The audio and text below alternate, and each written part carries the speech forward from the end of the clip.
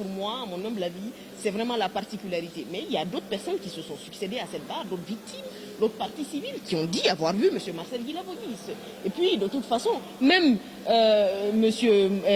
Moussa Tchegoro Kamara a dit lui-même qu'il l'a vu. Donc, je ne vois pas que ce n'est pas un élément nouveau, à mon humble avis. Vous savez, ces vidéos-là existent où il est en train de parler et qu'il y a des bérets rouges autour de lui. Et voilà, j'ai entendu ses conseils dire que c'était sa propre garde à lui. Enfin, je pense que dans ce procès, on a quand même la chance de ne rien inventer.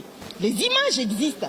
Le malheur qu'on a eu, c'est qu'en 2009, les smartphones n'existaient pas, les réseaux sociaux n'étaient pas autant développés pour qu'on puisse conserver et garder un certain nombre de preuves. Mais il y a des preuves qui ont été conservées. Il y a eu ce jour-là des gens qui ont eu le courage et la chance de prendre des images. Vous avez vu hier la dépouille d'une femme qui a été malmenée, qui a été tuée et torturée de la pire des manières. Donc ce procès-là, c'est malheureusement 13 ans après, ben, ces éléments de preuve existent. Vous allez sur YouTube, vous verrez effectivement M.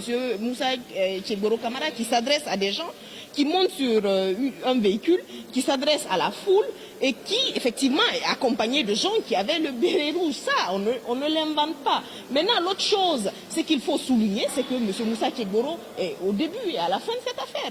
Il est là-bas depuis 7 heures ou même beaucoup plus et ces hommes ceinturent cet endroit pendant des heures. C'est ce qu'il faut simplement rappeler et que la difficulté ici, ce sera de prouver qu'il avait tout un contingent de gens qui l'accompagnaient et ça, moi, j'en suis sûre et certaine.